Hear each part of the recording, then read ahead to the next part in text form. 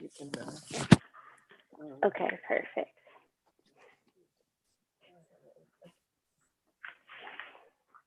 All right, so we're gonna get started today with a warm up. So you don't need anything for the warm up but yourself. And we're gonna start with the head first.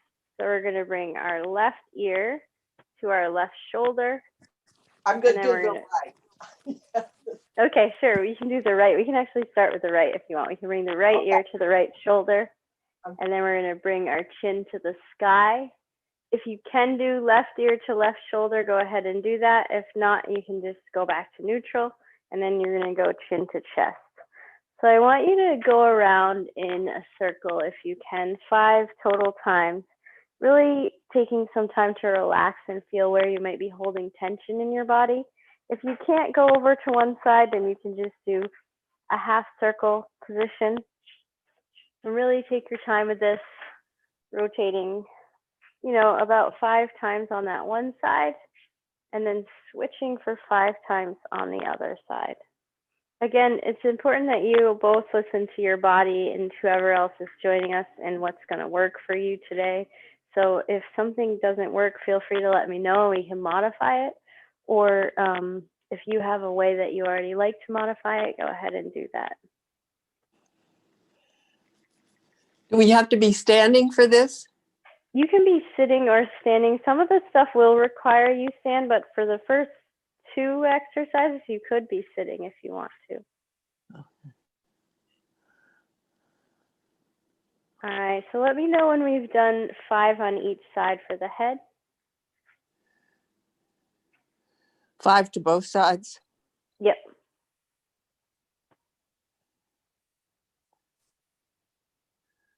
Sometimes it activates my vertigo when my head goes back, but it's not doing it right now.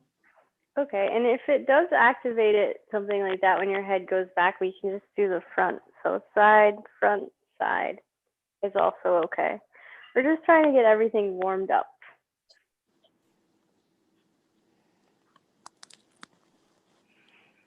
Done. Done, perfect.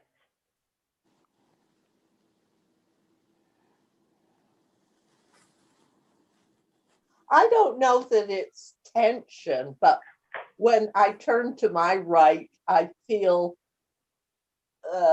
just a little sensation going from the bottom of the ear down the right side of the neck. Okay, well, we're waiting for Edie to finish. I want you to go ahead and put your arms out like a T. And then I want you to turn one hand so the palm is facing up, and then turn it back down and turn the other hand so the palm is facing up. Just do 5 of those on each side. It might be a nerve, so there's some nerves in there that can get aggravated, and what we're doing right now is called nerve flossing. So if that is what's going on, it will help you to release that. And I'm going to have you really slowly get back into that motion again after we do this. Okay. And it could also be just a really tight muscle. So if you go ahead and very gently come back to that spot, do you still feel that sensation? No, I don't. But if I, but now I feel it if I'm straight up and down. Okay, we'll start to work on that. And the next thing we're going to do will also help release that. So if you're both ready, we're going to move to the shoulder. I know I have black on, so it's hard to see me, but I want you to think about making a big circle with your shoulder in the backwards direction for. And then once you get to 5, I want you to think about making a big circle in the forwards direction for 5.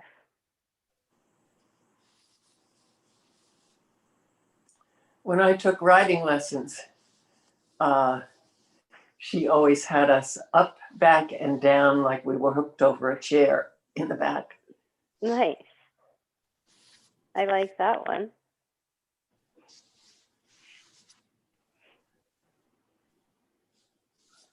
All right, and so once you've done 5 of those forwards and backwards, I want you to think about imagining that somebody is pushing your chin like this with 2 fingers, and it's forcing you to make a double chin. So from the side, it looks like that, and then you release it. I want you both to do 5 of those. So that activates these little teeny muscles in the back of your neck that none of us use very often. So you might feel this right away. It can feel a little bit uncomfortable, but as long as you're not in a pain range, it's okay. And we just want to really activate those muscles. So it's like you're trying to make a double chin, or someone's pushing your chin into your face and then releasing. And we're just going for 5 of those. Well, this is all worked out now, the pain on the right side. Perfect. We'll keep working on that today. And that's all related to stuff that's happening in your shoulders and your shoulder blades. So I'll keep that in mind today as we move.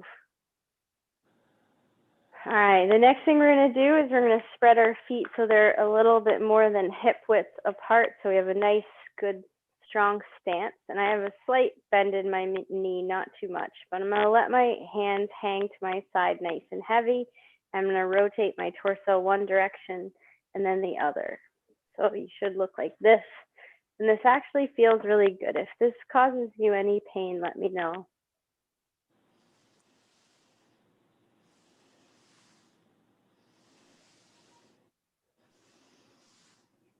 And just a reminder, we record all of these sessions. So I sent you both the link in the email today. But everything that we do is recorded and you can find it on there. So you're welcome to share the link with your friends. It's not a public link, but if you share it, they can gain access to it. All right, so you can slowly come back to the center. And then we're going to focus on the hips. So standing up, I want you to think about making circles with your hips. So you can focus first on the clockwise direction and try to make 5 circles with the hips. And then once you get to 5, I want you to go ahead and go for the counterclockwise direction. And again, when we think about movement today and pain or discomfort, I want you to think about a scale. So we have a scale of 1 to 10. 1 to 3 is the green zone. 4 to 6 is going to be the yellow zone, and 6 and above is the red zone. So for sure, we want to keep everything out of the red zone. And for the most part today, we want to stay in the green or the very light yellow zone. So if you feel any pain that feels like it's above a 4 or it's doing any damage, let me know, and we'll go ahead and modify those exercises to reduce the pain but keep you moving. All right, so the next thing we're going to do is we're going to bring our feet together, our knees together, and we're going to go ahead and make circles with the knees. So for some people, this can create a little discomfort in their knee. And if that is you, just go ahead and make smaller circles as opposed to bigger ones. And depending on how your balance is, you can feel free to hold on to a wall for this or the back of a chair. We really just want to get your joints moving, so it's not about balance right now. And so you're going to do 5 in one direction and then 5 in the other direction.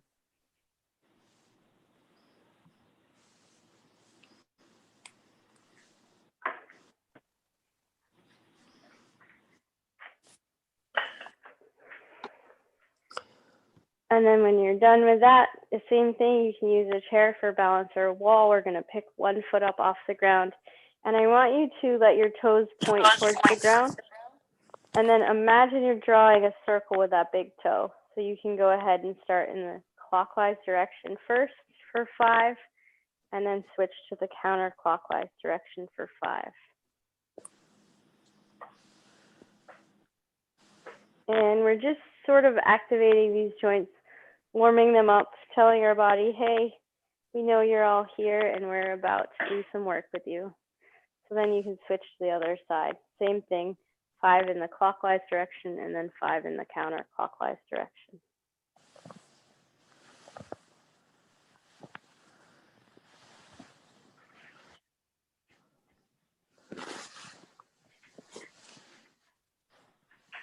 Nice.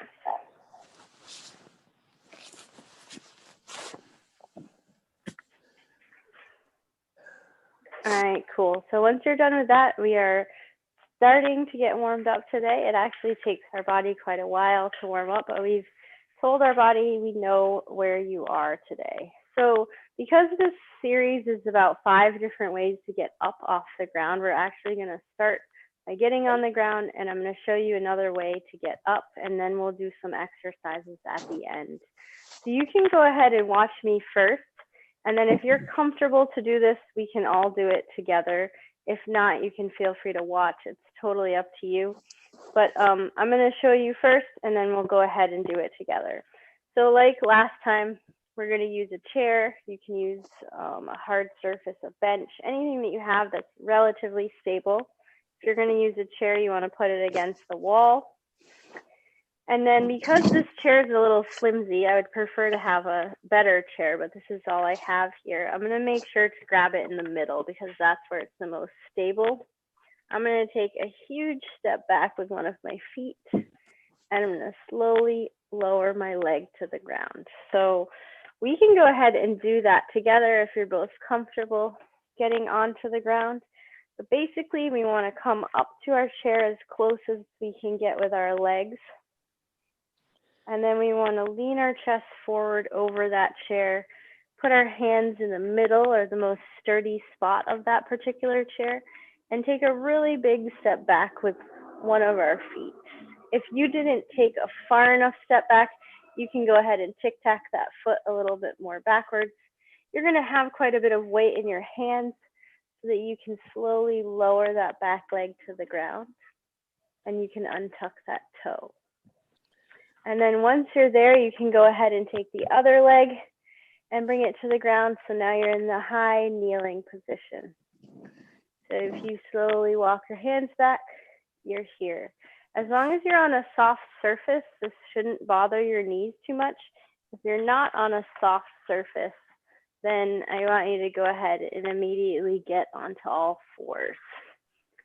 So because I have a black shirt on, it's going to be hard to see. So let me grab another color so you can see.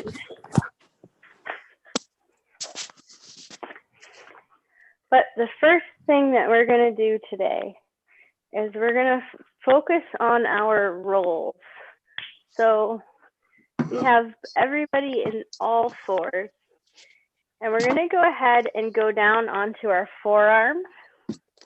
And then we're going to walk our hands out 1 step or 2 steps. It's up to you. But I want you to slowly lower yourself to the ground so you're nice and flat on the ground. And then we're going to focus on having our arms out nice and long as we have the shoulder mobility for it. And think about, okay, if I'm here and I need to get onto my back, how am I going to do that? I want to have a nice long section to roll over. So for me, I'm going to go with my left side. I have my left leg long. I have my left hand long. I'm going to take my right hand and place it right under my armpit. And then bring that other knee up so that I can help roll myself onto my back. So now that I'm on my back, are you guys on a squishy surface or hard surface? Hard. That's Hard. One of you is on hard? Yeah. Okay. So I'll give you some modifications for the hard surface. So we'll start with the squishier surface. So if you're on a squishy surface and you're on your back, I want you to focus on the rocking sit-up, which I think you've both done before, but just for the squishy surface person, think about taking your feet and using them as momentum and grabbing onto the back of your legs and throwing them forward so you can sit up. So for the person that's on the hard surface, we're actually gonna, are you on a completely hard surface? Well, it's not wood, it's wood underneath a blanket. Do your knees bother you? Yeah. Okay. Then what we're gonna do is we're gonna take our legs and we're gonna spread them a little bit further than hip width apart. And I want you to start to just drop them slowly to one side and drop them slowly to the other side, and let me know what kind of mobility you feel like you have there. Okay. Okay. And for the person on the soft surface, go ahead and keep working on this rocking sit up. So I want you to get at least 5 of those. And when you're at the last one, stay in that position seated.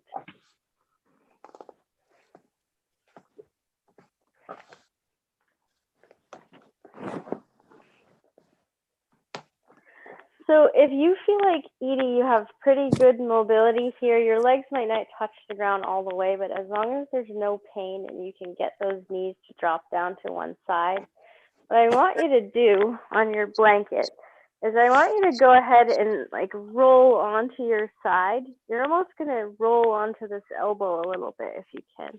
And you're going to put this other hand on the ground so that you can come up into a seated position like this.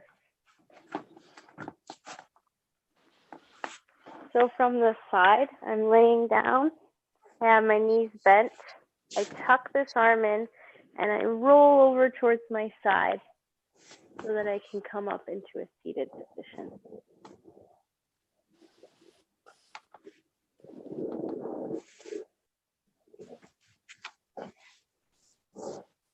How does that feel? Pretty good. I would need to work it out a little more. Okay, why don't we give both of you a couple minutes to work it out a little bit, and I'll come up, and if I can see you, I'll give you some pointers. And if I can't see you, tell me what's happening, and I'll give you some All pointers. right. All right.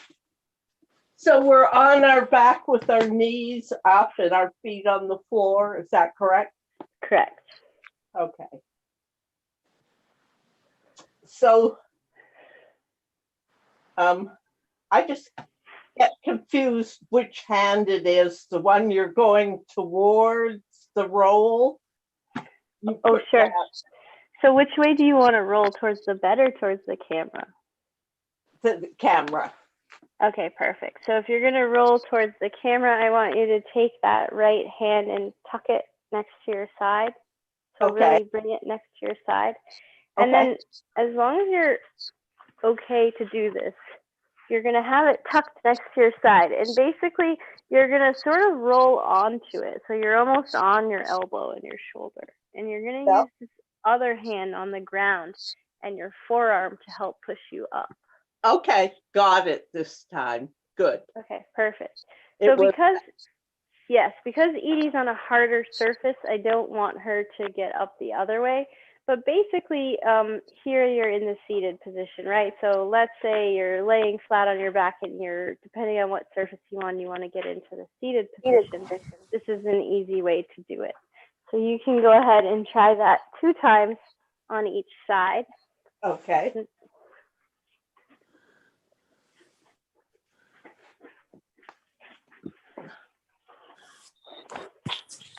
And then once you've done 2 times on each side, let me know.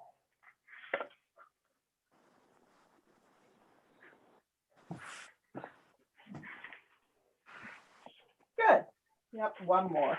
Okay, perfect. Edie, how are you doing? Okay, my vertigo is Acting up on that one? yeah. Okay, that's okay. I can show you a different one if you'd like when you're ready. Well, I can't have you cater to my problem. No, it's okay. Are you laying down or sitting up? Well, right now I'm sitting up. Okay, perfect. So if you're sitting up, and you probably already have ways to deal with your vertigo, so if you have something that works, feel free to do it. Otherwise, one thing that you can try is to choose an object to focus on. So like for me, I'm looking straight ahead and there's a box under my desk with like a wood knot on it. So I'm gonna go ahead and focus on that knot. And we can all do this because it's a good breathing exercise. So focus on an object somewhere in the room and then think about breathing into your nose for 1, 2, 3. So you count as you breathe in, and then you want to breathe out through your mouth for 4. So you're counting as you breathe in for 3, and you're counting as you breathe out for 4.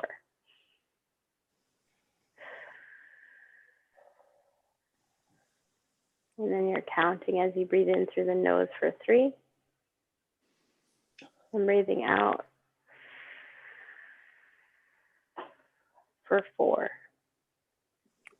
So if that's feeling good, I want you to think about where is that breath in your body. So is it coming from your chest? Is it coming from your stomach? And you can even put your hands on those places.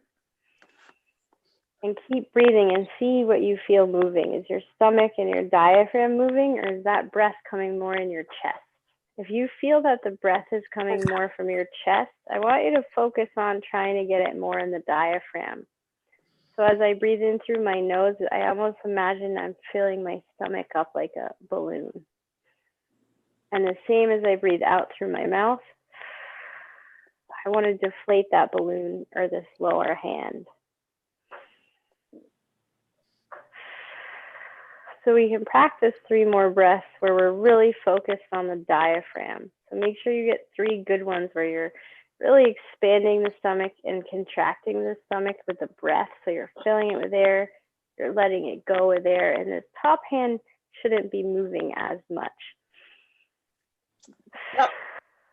Especially if you're experiencing vertigo, you might find that your top is moving more, your chest, because it's more of a breath that will happen if we feel like restricted or nervous or uncomfortable, then the breath is going to move up here. So we want to try and move it back down to a place that it's going to help your body to relax.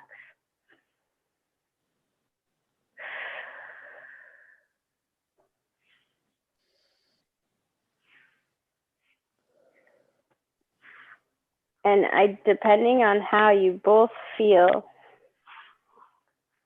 I'm going to have you sit in this position here and hold on to the tops or the front of your knees.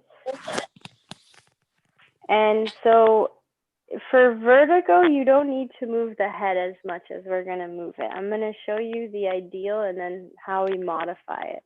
But basically, we're going to continue the breath. So we're going to keep breathing in through the nose. And if you can, I want you to look up to the sky and really try and create a nice arch in that back like this. And then you're going to breathe out through the mouth. And you're going to round the back like an angry cat and look between your knees. If you're experiencing vertigo or you're afraid that's going to make you dizzy, I want you to just stay looking ahead for the breath in, but try and arch that back. And then on the breath out through the mouth, same thing. You can stay more or less looking ahead. Your head might need to go down a little bit and try and get that angry cat back. And I want you both to go ahead and do 5 of those.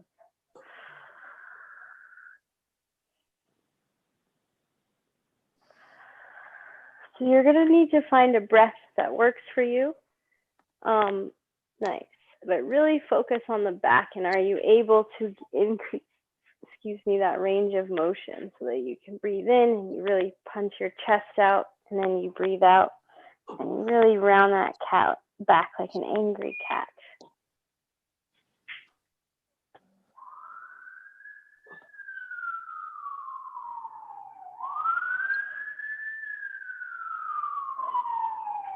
Good.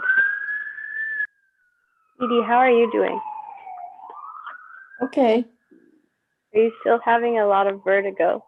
Well, it's better when I don't move my head so much. Okay, perfect.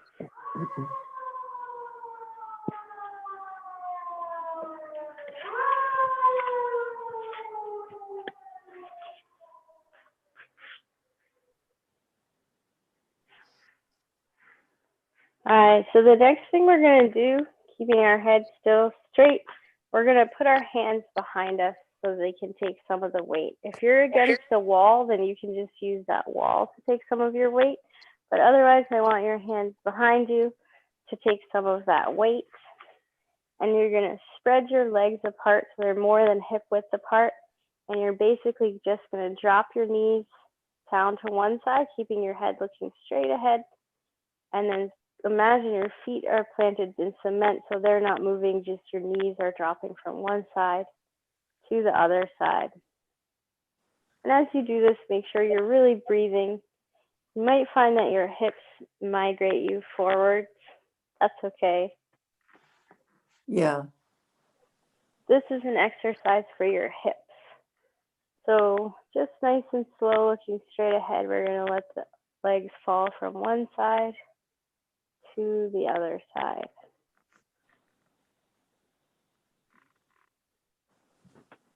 Nice. And you lift your hip up, one of them. One of them will naturally lift up as you bring those Okay. knees down, and that's okay, as long as you keep your feet planted. So I want you to imagine your feet are locked in some cement and only your knees are moving. Same thing with your upper body, like it might turn a little bit because you need some more mobility, but for the most part, you should be facing forward. You're gonna have to play with those hands a little bit to follow you. Nice. So let's do one more of those on each side. So it's kind of that exercise we were doing lying down. It's a little different, but similar, yes. So you're not moving your body now, you're just moving your hip.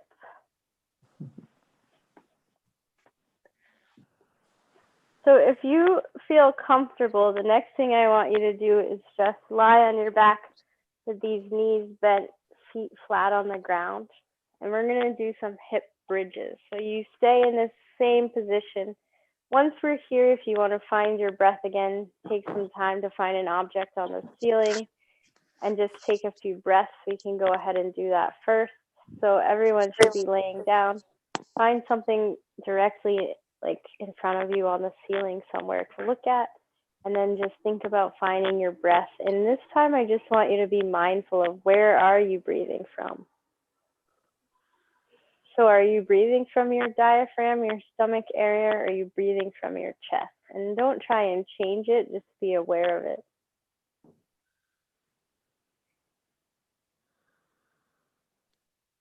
Feels like it starts from my diaphragm and then goes up to my chest. Okay, that's perfect. That's actually good. That is what we want. We want it to start in the diaphragm, and it's okay if it goes into the chest. But our lungs are a really big area, and a lot of times, just because of life, we don't breathe into them. We don't use their whole area. We have a lot of shallow breaths from the chest, and that can lead to a lot of problems later on. So we want to be mindful of how do we breathe naturally, and can we continue to improve it. So now that we've found our breath, I want you to go ahead and make sure your feet are planted on the ground, your knees are pointing to the sky. And I'm basically going to push my feet into the ground, and from my tailbone, I'm going to imagine that I'm rolling my vertebrae up to the ceiling one at a time until I get to a neutral position where like my knees are directly in line, my stomach's not pointing way up to the sky, but I have kind of a neutral line here. And then I'm going to roll the vertebrae back down to the ground until my tailbone, which is the last one, sticks on the ground. So this is an exercise for your hamstrings. And I want you to go ahead and do 8 of those. They're pretty slow. You can have your arms down by your sides, and you're just going to start to roll the vertebrae up. So you're picking the butt and the lower back up off the ground as much as you comfortably can. And then you're rolling it back down until everything's flat on the ground again. And you're going to go ahead and go for 5 to 8 of those, depending on how you're feeling. So I'm going to watch you. So for Joe, I want you, yeah, perfect. And really drive your, perfect. That looks really good. Nice. And at the top, you want to squeeze your glutes a little bit and then slowly roll back down. So depending on how you're feeling today, I want you to go from 5 to 8 of them.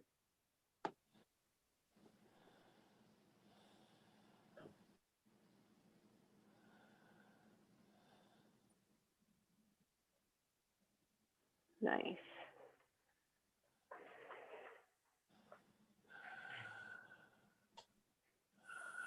So do we push up in the beginning first before you, or you start, or it works at the same time as you're? So in the beginning, you're imagining from the tailbone, you're just rolling one vertebrae at a time towards the ceiling. So you are pushing the whole time, but it's not like one big push. It's more like slowly Okay. you're rolling these vertebrae up off the ground and then you're rolling them back down on the ground. And you're okay. Nice. So this is an exercise for the hamstring. So a lot of times in life, we'll use the front muscle of our leg, which is the quads. We have to use that to go up the stairs, for walking. Depending on what else we do, we might not activate the hamstrings enough. So that's the muscle in the back of your leg. So you might feel this tomorrow, and that's not a bad thing, but it's maybe if you do feel it a lot, it means that we're not using it, we're not engaging it enough. Okay, so the quads are from your knee up? Yes. There's a lot of front. muscles, but the biggest one is here in the front. And then the hamstring is the opposite. Is on the back of your leg. Yes. Okay. And so when you go upstairs, you use your hamstring and you use your quad, but depending on your activities of choice, your hamstrings can be something that gets a little bit more neglected. Like I used to be a runner and I found that I started to have a lot of knee pain. And what I learned was that my hamstrings were not strong enough. The front of my leg was super strong, but the back wasn't strong enough. And there's a ratio between the two of them to work together. And if one is weaker than the other, then you can start to experience some knee problems or other issues. So what did you have? Knee problems? I started to have some knee problems. Yeah, okay.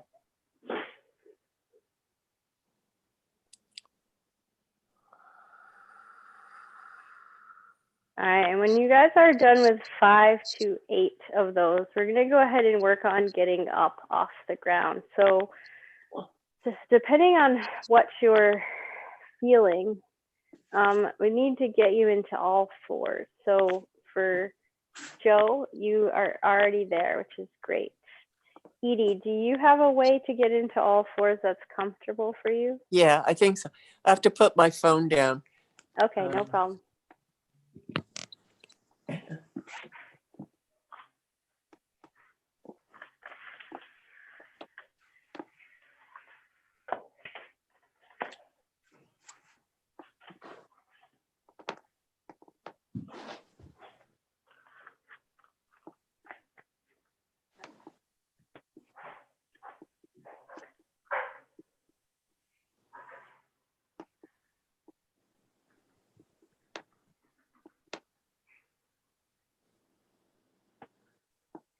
Do you want us to get up, stand up, or just on our knees? Yes, if you have a way to stand up, I want you to stand up. If not, I can show you one. So we can do the opposite of what we did on the chair. But if you're feeling strong today and you don't need the chair, you can basically bring this leg to the front, put both your hands on it, and push your weight on top of your knee as long as it doesn't hurt. And then you're going to go ahead and tuck that back toe, and you're going to move that weight forward so that you can pick up both feet and come up. Nice. Awesome. So when you're both off the ground, let me know, or if you want any help, let me know. Okay, standing up. All right, perfect. So the last exercise we're going to do today is we're going to find a wall. If you can find a blank wall. What your feet should not have on anything underneath them. So if you're in socks, I would be careful and either take them off or just be really, really careful. I like to use bare feet because I don't slip as much. But we're going to activate the quads now just to make sure they get some attention today. So we're going to do a wall sit, which is where we are flat against this wall and we imagine we're sitting in an imaginary chair here. So I don't want my knees to be like extended way out like that. I want my feet far enough away so that when I sit in that imaginary chair, this is pretty parallel. And I want, once you find that imaginary chair, I just want you to count from 20 backwards all the way to 0. And you're going to feel it burning in the top of your legs. Once you get to 0, yes? In the seated position. Yep, so you're in that imaginary seated position. So you're pushing your back against the wall to help you stay up. You might even be gripping your feet on the ground. And you're just counting backwards from 20. You can count as fast as you want until you slowly slide back up the wall and relieve that tension on your legs. And where are your hands? So your hands can either be on the front of your legs, on those quads, feeling them activate. They Yeah. can be down by your sides. You could hold them in the prayer position here. It can be anywhere. I like to have mine here because if I need an extra boost up, it helps me to get back up. But you're both in charge of counting, so I'd say we were probably at 20. So slowly come up. And did you feel that in the front of your legs? Oh, yeah. Okay, Yeah. perfect. Yeah. All right, good. So we worked this part and we worked this part. Again, people usually have stronger here because we use it more often than back here. So it's good that we worked on those things today. Yes. And I will keep aware of your vertigo for next time, so we don't do any movements that are too. Oh, it's all right. I don't want you to have to tailor it because of that. I'll just do what I can do. Okay, cool. Thank you both so much for joining today. Thank you. Thank you very Jennifer. much for helping us, Jen. Yes, and have a good day. Good luck with the dogs. Oh, yeah. Okay. Thank you. Thank you.